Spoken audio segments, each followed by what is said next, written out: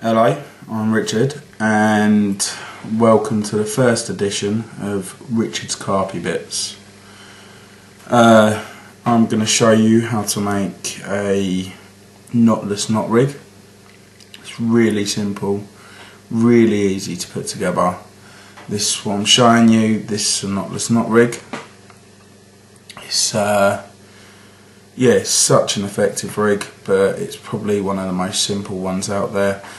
To be honest with you, it's caught so many carp, it's aggressive enough, and yeah, it does the trick every time. This is a braided hook link.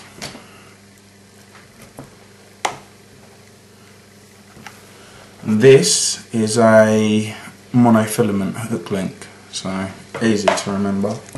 Right, what I'm going to show you is how to make a knotless knot rig out of monofilament. It's exactly the same with braid, apart from you don't have to dab the ends. Okay? Right, take some monofilament, whatever you decide. Take yourself a hook. Okay? Take yourself a baiting needle. And I like to put my bait on before I start. A pair of scissors and a lighter. Okay? Right, first thing you want to do is get your monofilament or braid and pull yourself off quite a long section.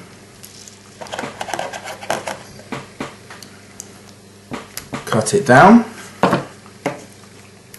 and move your hook link to one side. Right, now first thing you want to do is take your monofilament and make yourself a nice little loop. This really is a simple knot.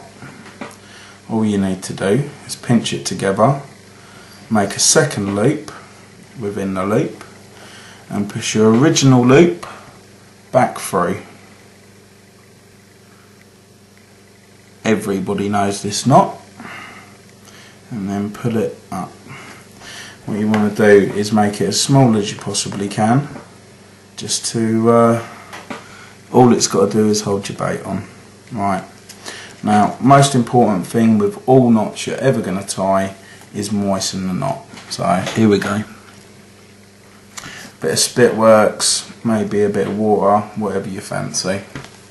But pull it nice and tight.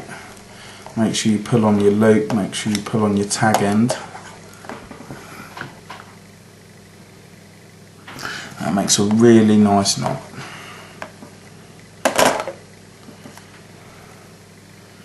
Take your aforementioned scissors and trim off your tag end,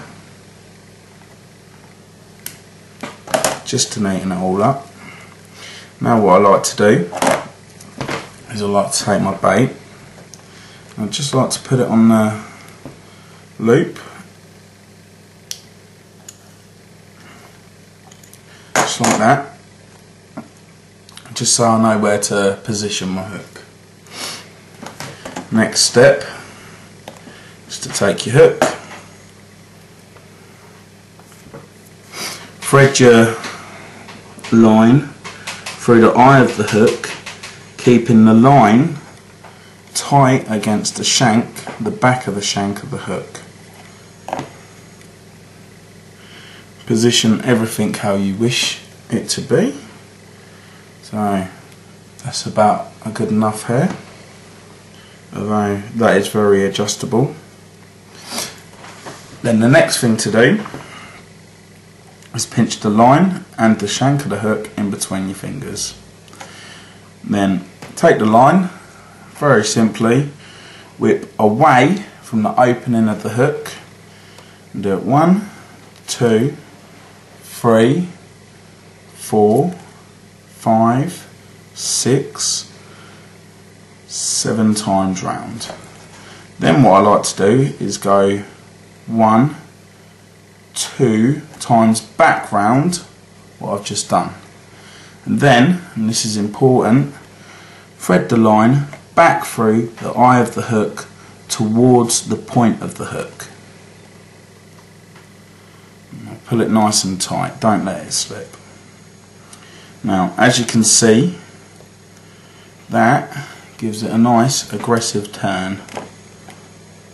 Okay? Nice and easy. There is absolutely no knot there. There's nothing to slip, there's nothing to break. There's no knot, but that hook will stay on there no matter what size carp you're playing. Okay?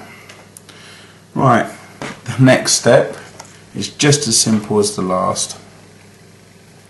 All you need to do is choose the size you want your hook link to be. Some people prefer a very long hook link, some people prefer a very short hook link. It absolutely depends on what you feel like. So, say about that length. And what's very important is you make this loop the size so your bait and your hook can go through it. Okay? So make your loop same as you did last time. And then this time make a loop and twist it all the way around again and push your loop back through the loop you just made. And that is just a figure of 8 knot. Really simple way of tying a figure of 8 knot. And then again, like I said before, make sure you moisten the knot. So here we go. Now the reason you moisten your knots is because it stops the knot from slipping, it stops tension and friction, and it beds the knot down a lot tighter. So there's so many reasons you need to tighten down that knot, and there's so many reasons you need to moisten it. So just the same as before, pull the tag end, make sure it's all nice and tight and bedded down. You'll feel when it's nice and bedded down. Right, same as before. If you take your loop and your line in your fingers and just squeeze them together, so all what remains is your tag end. Make sure you've got your knot in your fingers as well.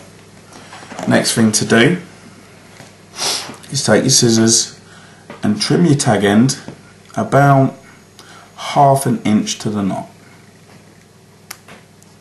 And the reason we do this will become apparent soon.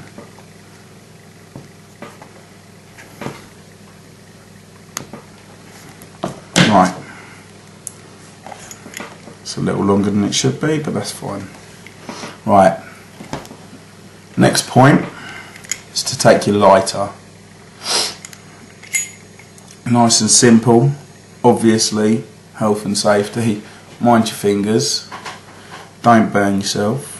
Next thing to remember is do not burn your knot and do not burn your hook link. Just be careful. Right, but believe me, you are not going to burn that knot without burning your fingers. So, right, very carefully spark up the lighter and just gently, very slowly, just keep on applying the heat to that tag end. Keep on going and then just dab it down, and then you've got a nice blob right on the end. What that'll do is not only does it neaten it up a little bit, but also if your knot is to slip, which hopefully it won't, that little blob of mono will stop the knot from slipping any further and should hopefully get that fish in for you.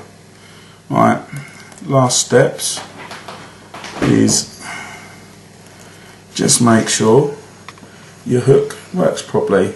This is what we call the palm test. It's really nice and simple. All you do is you take your hook, you take your bait and you just very slowly slide it across your palm, and as you can see, that's taken hold to my palm, and that's exactly the way that rig is going to react in a carp's mouth. That means it's a rig what's going to work.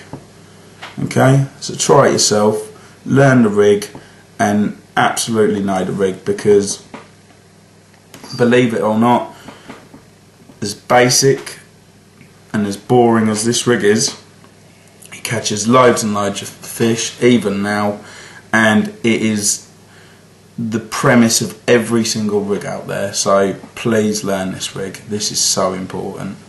Okay, I'm Richard, this has been Richard's Carpy Bits. Hope you'll join me again.